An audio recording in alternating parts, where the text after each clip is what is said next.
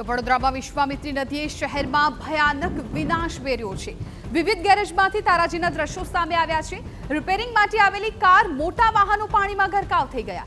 Karelibaug ખસવાડી road પરના વિવિધ ગેરેજની હાલત દયનીય બની। 12 ફૂટ સુધીના પાણીમાં ગરકાવ થયો હતો। આખો વિસ્તાર 12 ફૂટ સુધી પાણી પહોંચ્યું તેના નિશાન દિવાલ પર જોવા મળ્યા છે।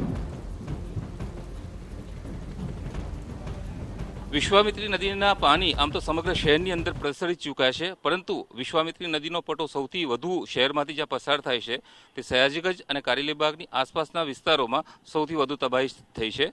આમ તો પાણી શહેરભરમાંથી ઓસરી રહ્યા છે, આ વિસ્તારમાંથી પણ ઓસરી રહ્યા છે, પરંતુ હજુ પણ પાણી ભરાયેલું છે।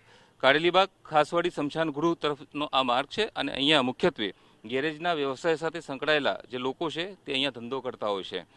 કાર ગેરેજ અને અન્ય જે મોટા વાહનોના ગેરેજ મોટા પ્રમાણમાં છે।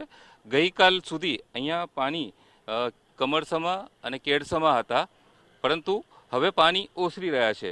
અહીંયા કેટલું પાણી ભરાયેલું હતું તેની નિશાની એક દિવાલ ઉપર જે પાણીનું નિશાન છે તેના ઉપરથી બતાવવાની કોશિશ કરી। સામે એક ગેરેજની દિવાલ છે અને એ દિવાલ ઉપર જે પાણીનું નિશાન અત્યારે પણ છે, તો તેના ઉપરથી અંદાજો લગાવી શકાય છે કે આ જે નિશાન છે અને તેની નીચે ગાડીઓ કઈ સ્થિતિમાં હશે। અત્યારે આપ જોઈ રહ્યા છો કે ગાડીઓ હજુ પણ ડૂબેલી છે।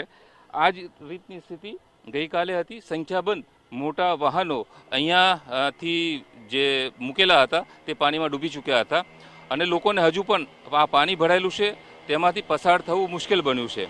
વાહન ચાલકો અને જે દ્વિચક્રીય વાહનના ચાલકો છે તે જરૂરથી અહીંયા પસાર થઈ રહ્યા છે, પરંતુ અહીંયા જે લોકો છે તેઓની સાથે વાત કરીશું।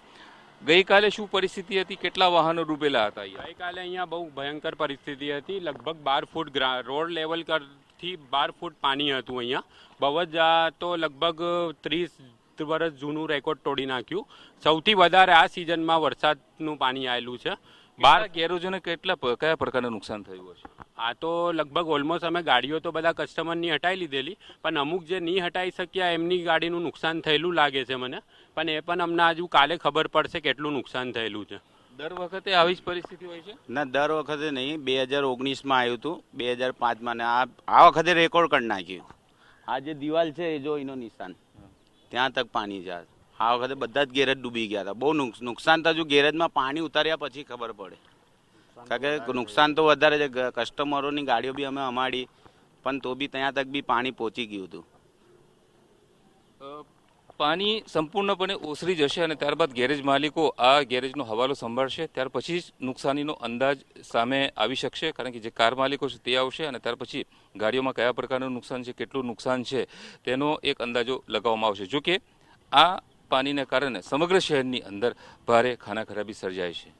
કેમેરામેન ઇમરાન શેખ સાથે યુનુસ ગાઝી, TV9 વડોદરા।